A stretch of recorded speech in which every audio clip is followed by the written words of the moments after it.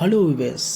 2024 தொடங்கி வெறும் குப்பை படங்கள் மட்டுமே வந்துட்டு இருந்த நிலையில் ஒரு சூப்பரான மூவி ஒன்று வந்திருக்குங்க. படம் பேர் என்னென்னா ஜம்மா.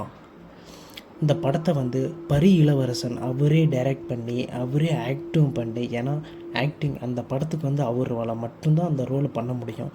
ஸோ அதனால் அவரே ஆக்ட் பண்ணி சும்மா சூப்பரான ஒரு மூவி. கொஞ்சம் தப்பியிருந்தால் அது டாக்குமெண்ட்ரியாகவும் போயிருக்கும். ஆனால் அது எப்படி சினிமாவாக கையாண்ட விதம் ரொம்ப சூப்பராக இருந்துச்சுங்க.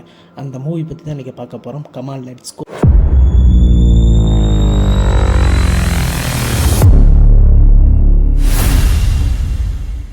ஃபஸ்ட்டு இந்த படத்தோட பாசிட்டிவிட்டின்னு சொன்னால், இந்த படத்தில் ஆக்ட் பண்ணியிருக்க எல்லாருமே அவங்க கொடுத்துருக்க ரோலை சும்மா பக்காவாக பண்ணியிருக்காங்க. அதுவும் அந்த கதையோட டைரக்டரே அந்த ரோலை நடிச்சிருக்கிறத பார்த்திங்கன்னா வேறு மாதிரி இருந்துச்சு, சூப்பராக இருந்துச்சு. ஸோ இந்த மாதிரி சினிமாலாம் நம்ம கொண்டாடணும். கொண்டாடாமல் விட்டு தான் தொடர்ந்து தமிழ் சினிமாவில் வெறும் குப்பை படங்களை மட்டுமே வந்து தேட்டர் சைடு நம்மளை போக விடாமல் பண்ணிகிட்ருக்காங்க.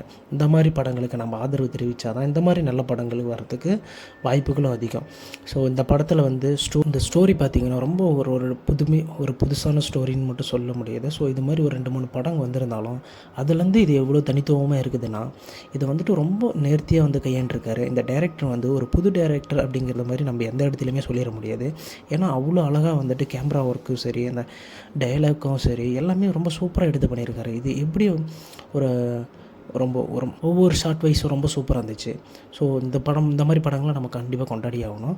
அது இல்லாமல் மற்றவங்க நடித்தவங்க அம்மு அபிராமி, இந்த சேத்தன் கேரக்டர்லாம் ரொம்ப ஒரு மாதிரி கடுப்பாயிரும். நம்ம அந்த ஆளை அடிக்கலாங்கிற மாதிரி கூட இருக்கும். ஆனால் அவ்வளோ சூப்பராக நடிச்சிருப்பாங்க.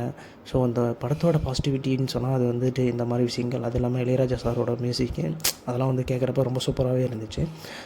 இந்த படத்தோட நெகட்டிவிட்டின்னு சொன்னால் இந்த ஃப்ளாஷ்பேக் சீன் மட்டும் கொஞ்சம் ஷார்ட் பண்ணியிருந்தால் கொஞ்சம் நல்லா இருந்திருக்குமோ அப்படிங்கிற மாதிரி இருந்துச்சு. கண்டிப்பான ஒர்த்தான மூவி. போய் தேட்டர் மாதிரி படங்களை மறுபடியும் நம்ம ஆதரவு கொடுத்தா தான் இந்த மாதிரி நல்ல படங்கள் வரும். தேங்க்யூ. நம்ம சேனலை சப்ஸ்கிரைப் அண்ட் லைக் பண்ணுங்கள். பிடிச்சிருந்தால் ஷேர் பண்ணுங்கள். தேங்க்யூ.